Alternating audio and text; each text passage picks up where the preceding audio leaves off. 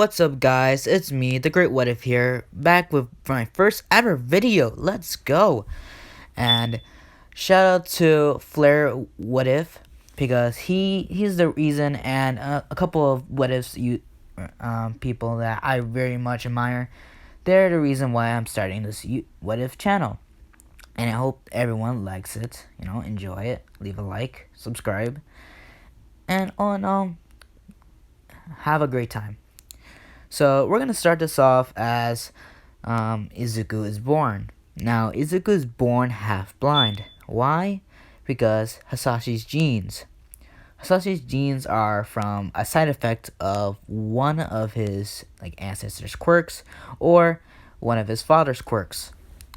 And Hasashi, thankfully, he was born he wasn't born blind because of the side effect of the quirk. Didn't really hit him, or he wasn't even affected by it. But Izuku does. Izuku is now half blind, and Inko is surprised. Now, once Izuku was born, the doctor looks at him and notices that he is half blind. Now, his eye looks completely white, like Sub-Zero or Scorpion, his left side. And he gives the baby to Inko and says maybe he might have a mutation because of two of your quirks. That's what he's thinking, but it was called Hasashi just tells him that his family came down from being partly blind because of a side effect of their quirks. The doctor noticed this, and he told their parents to need to keep an eye on him just in case if he doesn't fall over or have a hard time being partly blind. So Inko and Hasashi, they talk, and they decided to help as much as they can with Izuku. And Hasashi, since back then he was a general for an army that was part of the Japan, and he served in the 50-year war against other nations, and many people respected him. Many of them looked up to him, and they listened to his speech and all. And there were many suicide bombs on him. Maybe even a few assassination attempts on him. But he still powered through it until he decides to go into the front lines with his own soldiers, because he didn't want to bear or have the weight on them, because many of his decisions has caused the lives of few of his own men. So, being the man that he is, he went to the front lines, and he stayed there for morale, because some of their soldiers were ready to give up and surrender. But he went there on his own, and he boosted their morale so much that they followed him wherever he went. And many people looked up to this and said that he was a true general. And he was well liked, and he, at the end of his own career, he got shot a couple times, but he still powered through it. So it took him off the battlefield. So he had a choice. He had a choice to stay cooped up in office and work with some of the other politicians, and what should they do, or retire. And that's what Hasashi did. He retired. And no, I'm not making him go and get the milk. No, I'm not gonna do that to Izuku. So Hasashi is there with Izuku his entire life, and they are like a military family, and Hasashi expects Izuku to follow along his footsteps and become a U.S. general, and all in all, just be a leader. That's what he's hoping. But now that he has a blind eye, he might reconsider. But that does not stop Izuku. Nah, bruh. He's gonna push it through. So at the age of 4, he goes to kindergarten, and he meets Bakugo and his 3 lackeys. Bakugo already got his quirk, and his three other extras did as well. And they bully Izuku because he hasn't gotten his quirk yet, or they think he hasn't gotten his quirk yet. It's just that he doesn't really want to flash it around. Yeah, Izuku got his quirk. And it's a mix between Inko's and Hasashi's. And Hasashi, his quirk, able to manipulate fire to his will and make weapons out of it. So he can make knives and what's called swords, any type of weapon. But if he concentrates hard enough, he can make that weapon. So he must not lose concentration throughout that. And he can throw fireballs and all that. And Inko, since she has telekinesis, is not as weak as they said in canon, but she's strong. So she's not depressed at all, because now that Izuku is not quirkless but has a quirk, she's not depressed at all. In fact, she's more healthy and happy that Hasashi's there to help Izuku through it out. And Izuku knows that he has a quirk, it's just that he doesn't want to show it off. Well, Bakugo noticed this, and he's mad because he doesn't even know his quirk, or even has a quirk actually. So he starts bullying Deku, and his other friends start bullying him. And Izuku, he doesn't look down, he looks straight up, because his father has taught him many things, and he inspired Deku to keep on moving and never look down, and always be happy whatever decision he's making. So Deku, he looks up to his father. He thinks that he's a real hero, since he fought with his own comrades and was willing to die for them. So Izuku looks up to his own father and does not look up to All Might. I swear, he does not. He doesn't even know All Might exists until Bakugo and his lackeys are fanboying over All Might, but Izuku doesn't see that. He doesn't really per se like heroes. He just thinks they're cool and all, but he doesn't strive to become one, since he wants to follow his dad's footsteps. Even though he's half blind, he still wants to follow through it. And now we cut back to Bakugo and his three extras and Deku falling behind him. They were the teacher said they were going on a field trip. Well, mostly of a field trip. They went to a park, and teachers were there. They were watching other students, saying they don't roughhouse or go away, or all in all, they're trying to keep an eye on them. And well, they weren't keeping an eye on Bakugo and his lackeys. Partly Deku as well. So behind the park was a woods, and no one really went there or even thinks about going there. So Bakugo and the extras and Deku starts walking towards the forest, but Deku was saying, Kachan, I don't think we're supposed to go there.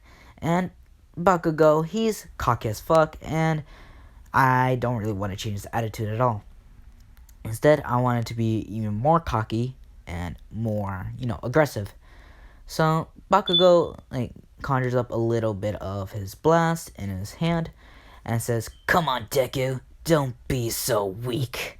And Deku, he's scared a little, but he looks straight dead in the eyes of him and says, "I am not weak."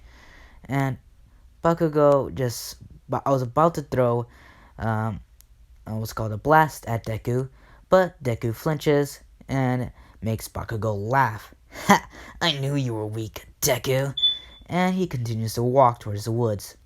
And Deku, he's nervous and all, but he walks with what's called Bakugo and the rest of his lackeys until they see a huge fence, and it is an electric fence, and it says, "Do not enter," and "Beware, danger, electric fence." Bakugo does not care. He thinks this is a challenge for him to become a better hero. I know, he's stupid. Even though he's a kid, he's stupid. Even Deku points it out. "Kachan, look," and he points at the signs. Bakugo doesn't really care and says, "Come on, Deku. Don't you want to be a real hero? A real hero faces danger, not some weakling." And Bakugo makes a little small blast on the fence and he goes through it. His lackeys follow him because he believes in Bakugo. And Deku, he's on the fence on whether going or not, but he's in the middle of the forest and really doesn't want to lose them, or lose himself in the woods. So he follows Bakugo until they started to feel sick a little, but they just kept pushing forward. And you're wondering, why is they getting so sick? Well, it's radioactive, and radioactive can kill people. So it's slowly trying to kill them, but it's calling them sick first. So Deku would keep on saying, "Should we go back? I mean, I'm kinda getting sick here." And Bakugo said, "Well, Deku, you can go back and see if you can find your way out of here." And Bakugo keeps on pushing forward, and all in all, he's being an idiot until he passes by a suit, not a suit, but a briefcase. And this briefcase is it has an emblem, what's called a crest on top of it. Not like a big crest, but like a small crest on it, and it's a bull with two horses facing the other way, and it has a crown in the middle of it. And Bakugo thinks, "Aw, cool, treasure!"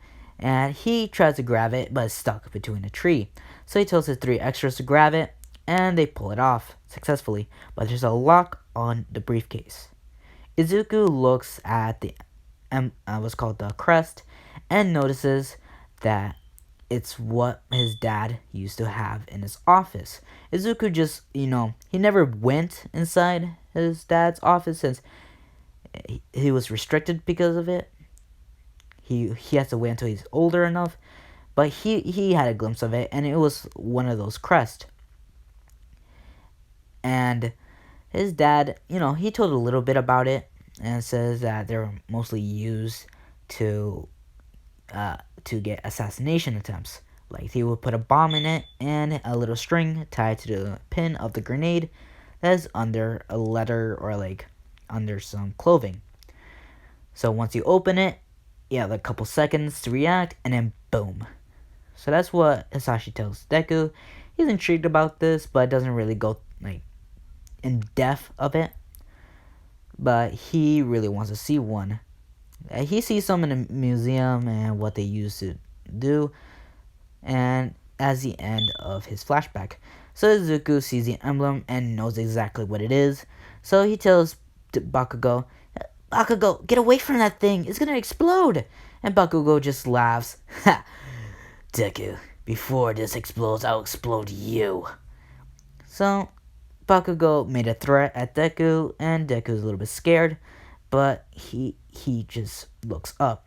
Instead of looking down on himself, trying to hold back his tears, but his lackeys help Bakugo open the lock. Well, Bakugo explodes the lock, and he opens it, and a string came out of it, and holding a little pin, but Bakugo doesn't really care about it. And once Izuku sees the pin, he uses telekinesis to grab one of the extras and push him away. Then he raises his both hands and grabs the two extras and try to yeet them out of the way. Bakugo, he's going inside. He doesn't notice that his friends are gone, but he goes through it and sees there's a little knife and a couple stuff in there. So Bakugo is looking through all that, and Deku, he was counting down because he knows exactly how long he has before that thing explodes, and he has 2 seconds before that. So Izuku just rounds up and tries to yeet Bakugo away from it until it reaches 0 and explodes. The shockwave pushes Bakugo and his lackeys through a couple, I guess maybe 5 feet away, while Deku absorbed the whole impact. His left side is almost all shattered. His leg is shattered, his hip is shattered, his arm is shattered. Not shattered, sorry. His hand is shattered, and his ribs are broken. And his throat, all the way up to his eye, is burnt almost to a crisp, and it has like a strange like lightning look to his neck all the way up to his eye. So it looks like he got struck by lightning, but all in all, he looks like he got exploded. So the teachers like heard this blast, and they went to go and check what it is. So they went to the woods. Only like 3 of them went. They told the rest of the teachers to stay and watch the students. So they run, and they see a fence and a little hole. Not like a little hole, but like a big ass hole in the fence. And they wondered who did it. And they all immediately say, Bakugo, that idiot. He's gonna get in so much trouble. And he goes, and all the teachers go through, and they see Bakugo and his 3 little lackeys running away crying. And Bakugo's crying, yeah. And the teacher sees this and asks what's going on. And Bakugo said there was a big explosion. He doesn't know what happened. He asks if there's anyone else, but Bakugo has a little smirk on his face, but he doesn't really show it, and says, no, there isn't no one else. Let's get out of here. And his 3 friends are like, Bakugo. And Bakugo just looks back, glaring at them, and he puts on his innocent face, let's get out of here, guys. And he does. All of them leave, leaving Izuku behind. Izuku, he got launched all the way to a half-broken tree, and he's in a slump position. And he's looking up in the sky, and it's getting dark, really dark, and it's cold. Even though he got hit by a huge heat blast, it's getting cold for him. And then slowly and surely, he went unconscious. And the teachers called 911, and a few heroes came, mostly to stop the fire that was causing in forest because of the blast. A few police were there, and the firefighters, and the ambulance was there just to check on those kids. And one of the heroes, the 2 water hose heroes, who was helping away with the fire, they see Deku, like half of his body is almost charred, and they run towards him and ask, kid, are you okay? And he's not responding. They check his pulse, and it's slowly getting weak, and so they try to get to the ambulance as fast as he can. The paramedics using their healing quirks, trying to sustain Deku, but they think he's not going to make it, so they rush towards the hospital. Once they reach to the hospital, everyone was moved out of the way, since this kid was almost about to die. And people are seeing this, and they're like shocked at how this kid is even alive, or is he even breathing. So they go into ER, and it's like a surgery happening right now. So yeah, it took like an hour before the doctor can come out. And at this time, Inko and Hisashi has heard the news that their son, Izuku, was sent to the hospital. And they weren't told for the reasoning. They just told him that he went to the hospital and he needs to get there right away. And once they go to the hospital, they see Deku lying there unconscious. And they just feel overwhelmed with sadness. Hisashi, he has tears in his eyes. Inko does as well. They went to go and see if they can hug him, but the nurses stopped them, saying that if you hug him, he'll probably reopen his wounds that they were trying to seal. And you see like a couple nurses using their healing quirks on him, and he's slowly regenerating his arm. His arm is not blasted off, but it's like black and cool, like charcoal and everything. So you can see the veins almost popping out, and his leg looks like it will fall off any second. And his face is covered up with bandages. And Iko seeing this, she's crying on Hisashi's chest, and Hisashi's just hugging her and crying as well. And he keeps saying he'll be alright.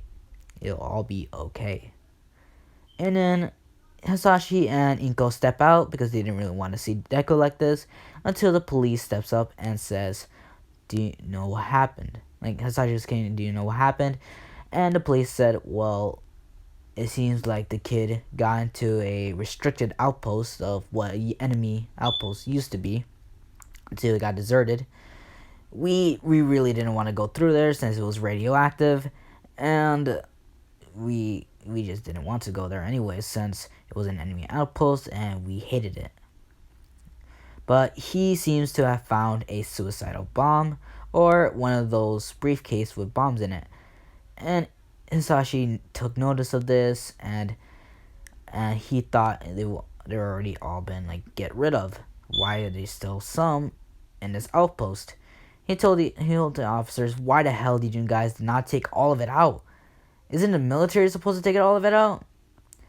And like the police officers, they have their head down and they just say they're sorry, and they send their regards, and they leave.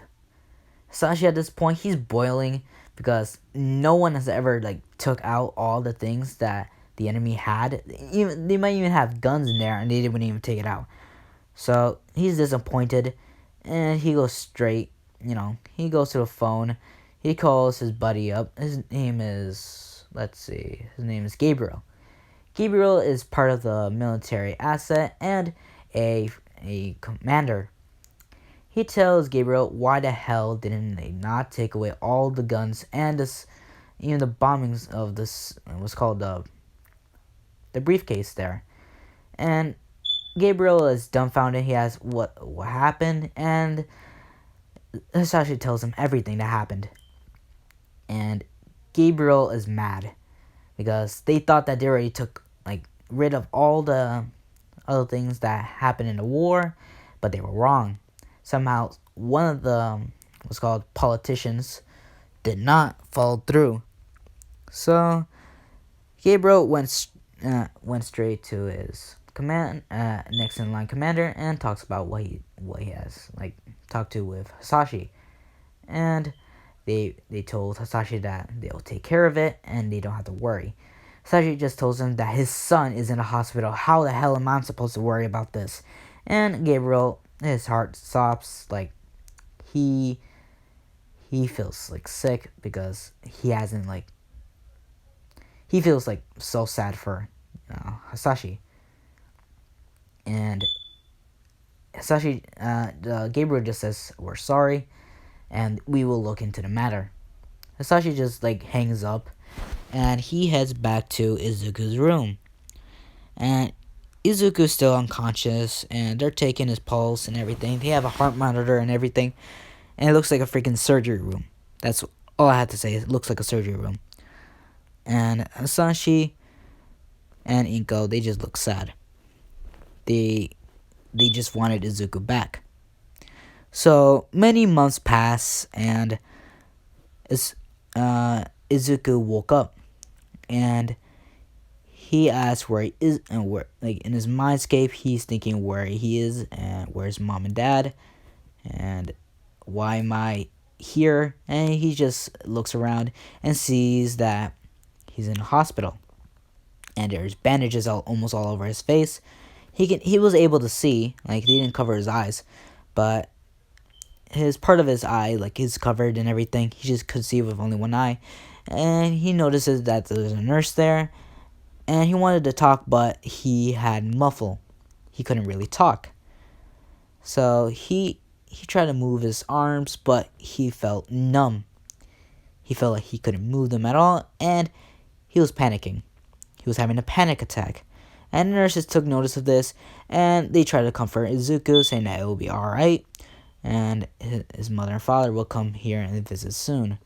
And Izuku calms down. Once Hisashi and Inko heard the news that Izuku woke up, they went rushing to the hospital, and they were happy. They told Izuku what happened, and Hisashi told them like why was he there, and who made you go through there, or did you go there on purpose, or did you go there by yourself? And so Inko's listening to this, and she's looking into Izuku's eye and waiting for a response, but Izuku can't talk. He wants to talk, but he can't. So he's probably in shock.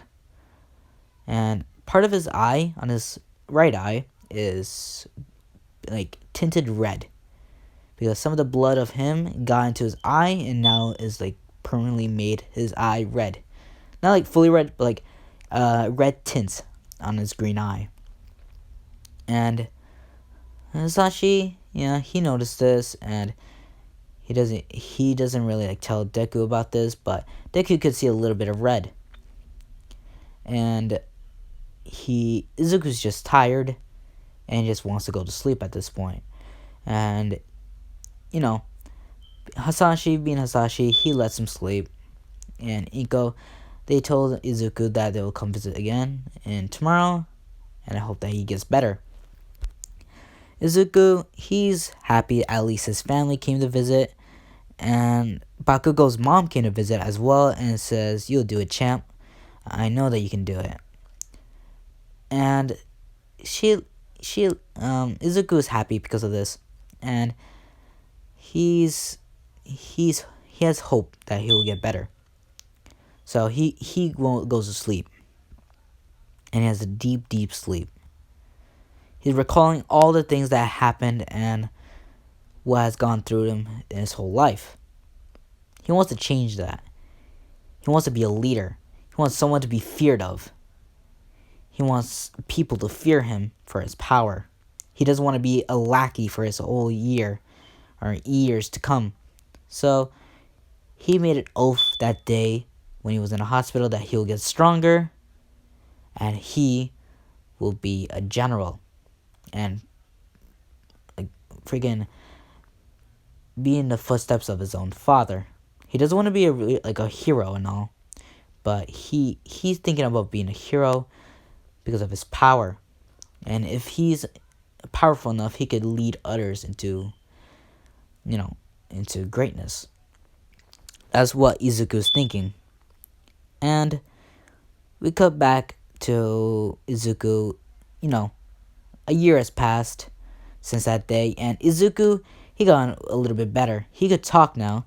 Well, he used to have a squeaker noise, like old Deku, but now he thinks because of the blast, he has like a smooth tone. And he doesn't know why, but he just knows that he can talk smooth now, like a man. So Izuku, he's 5 now, and he told his dad that he wants to join the military, at least be part of it. Sashi, he's surprised, and he looks at Izuku. His leg and his arms and all of his ribs, they were fully healed, but they had scars all around them. And he has a huge scar from his shoulder going all the way up to his eye, making like a freaking thunderbolt symbol. And Izuku, he doesn't really care at all or what people think about his scar. He just wants to be a real hero. He wants to be a leader. That's what he wants to be. He wants to be just like his dad. And Hasashi, he accepts, and he takes Izuku to a freaking a military outpost where he used to work at. There, they shot a couple guns, handguns, and he was able to shoot an assault rifle. Well, thanks to he's a little bit small and a little bit fragile, he wasn't able to control it, and he decided not to use it. But he wanted to get strong just like his dad, so he asked his dad if he can apply him to a military school. And so Sashi did. Now, Izuku is 10. And he is now a sergeant in a real military outpost in Japan. Now here's where I'm going to finish, guys. Thank you all for watching. Subscribe, hit that notification bell if you want more. Comment down below, what should I ship Deku with? I was thinking of shipping Deku with Mirako, but it's your decision as well. Who should I ship with him? Should it be a multi-ship? Nah. Or should I make it a one-ship? So, UA is going to be in college. So, it's going to be 18 plus, and there's going to be gore as well. Well, thank you guys for listening, and I hope you all have a good day, and bye!